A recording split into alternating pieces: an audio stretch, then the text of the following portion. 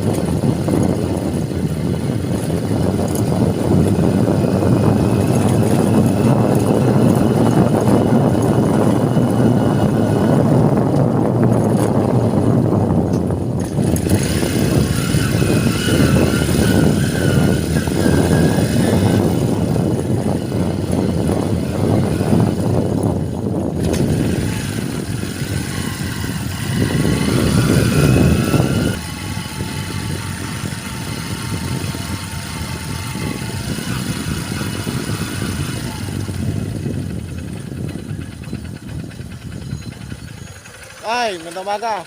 So pinasyalan ko dito yung bukid ni Kuya Edgar Ito po yung Gatbonton. nagamitan ng chip. So gumamit siya ng 5 bote ng chip sa kanyang 5 hektaryang palayan. Pero nung naano ka na ng tubig. Hindi pa yan. Ewan ko lang, hindi pa ako Hindi ko ba na ano? Kasi yung na-vlog ko, puro muta yun. Pumunta yung July 1 po in-spray to. Ano? spray ko. Parang July 1. Ito tinawag sa akin ni Kuya Edgar. Ano naman medyo, wala naman nakalusaw na dam. Ewan ko lang, pagka nagsabog kami ng pataba. Doon merong ano may mga brown eh. Yung diril nga. Ayun doon. Mache-check ko lang. Kasi ano yan yung dalawang ingredients niyan yung isa pumatay sa muta, yung toxicity. Yung sa halopop na 300, sa may buko yun. Kaya kung malaki na yung gano'n pa rin. Kanyari, talagang kanina. Ano po, kung malaki na kami yung sumalan. Ano na, hindi na tayo. Ang 12 hanggang 20 araw lang yung chip natin. Pinasyalan ko, baka sabihin ni Kuya Edgar, hindi ko pinasyalan na. Ito po ba yung tatamnan ng ampalaya? Tinawag niya nung minsan. Tinanong ko doon sa kaklase kong taga dyan lang. Di ba kayo kasama doon sa may tupad? Saka doon sa may bigayan ng pataba ngayon. Yung pataba, tapos Pagkatapos ng aming kwentuhan ay pinasyalan ko muna yung palayan mismo upang tignan yung damo na napatay ng Chip 330 OD.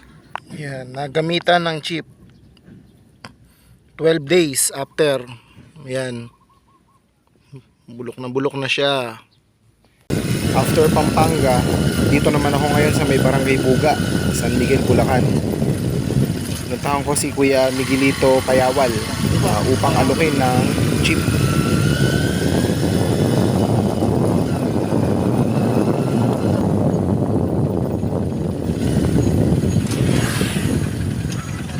Ayun na po. So, yun. Kumuha naman si Kuya Miguelito ng 2 bote. Yan. Picture muna.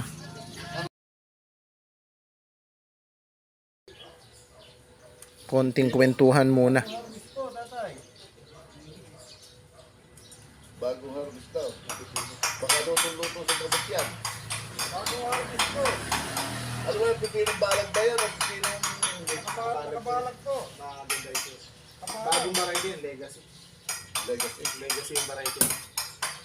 Kabalag ko. Inano na, Ano po ba aray? Pipino po, bagong pitas.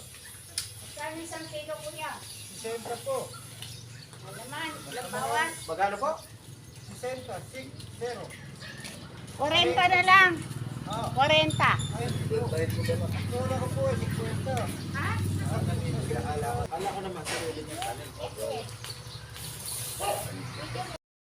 So, that's for all today's vlog.